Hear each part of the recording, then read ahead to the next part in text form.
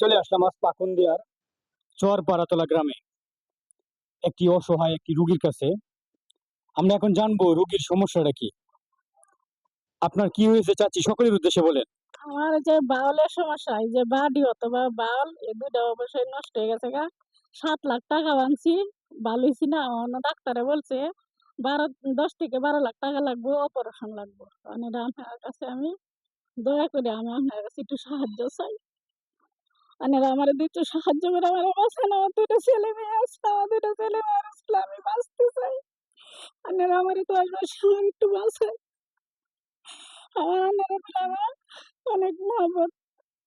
আল্লাহর কাছে কই আমি আল্লাহর আমার লাগি দোয়া করেন, যেন একটু সাহায্য করুন, যেন আমার আল্লাহ যদি বাঁচায় নাই। আমার দুইটা ছেলে মেয়ে ছিল, মেয়েটার বয়স 13 বছর, ছেলেটার বয়স 17 বছর, 18 বছর দিয়ে বিদেশ পাঠায় দিচ্ছি। ওগুলো কিছুদিন তারা গেছে। আল্লাহর কাছে আমি ক্ষমা চাই।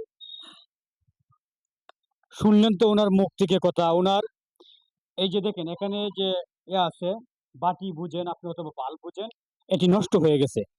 এই চিকিৎসা করতে 10 থেকে 12 লক্ষ টাকা লাগবে। ওনার যে উনি যে পরিবারে আছেন, ওনার পক্ষে এই চিকিৎসা করা সম্ভব নয়।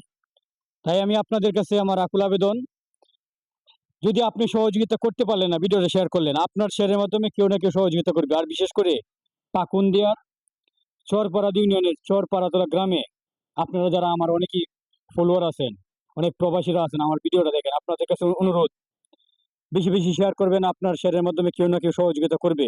ঠিক আছে, আমরা এখন শুনবো এই কাকার কাছ থেকে। কাকা দেখুন, আপনাদেরকে আরো দেখাই।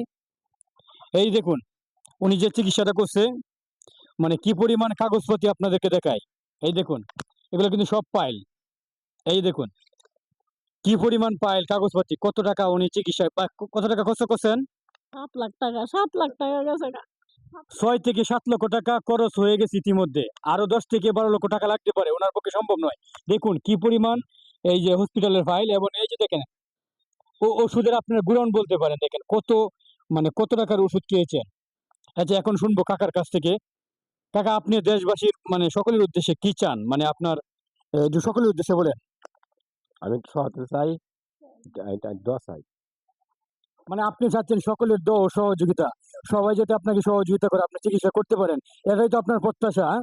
জি। সকলের কাছে আপনি আবারও বলেন আমি সকলের দোয়া ও সহযোগিতা আমি সকালে সকালে দোয়া চাই, একটু সহায়তা চাই। আমি আর তো এখন তো 6-7 ভাঙাইছি, আমার তো এখন কথাই নেই, কথাই নেই একটু। ঠিক আছে, ধন্যবাদ সবাইকে। শুনলেন তো ওনার মুখ থেকে। তাই আপনাদের সকলের কাছে আমার অনুরোধ, ভিডিওটা বেশি বেশি শেয়ার করবেন। আর যার যে অবস্থান থেকে আমি স্ক্রিনে নাম্বার দিয়ে রাখবো, সবাই সহযোগিতা করবেন। আপনি সহযোগিতা করতে না পারলেও ভিডিওটা শেয়ার করবেন। আপনাদেরকে আমাদের হাত জোর করে অনুরোধ করতেছি। ধন্যবাদ সবাইকে। আসসালামু আলাইকুম।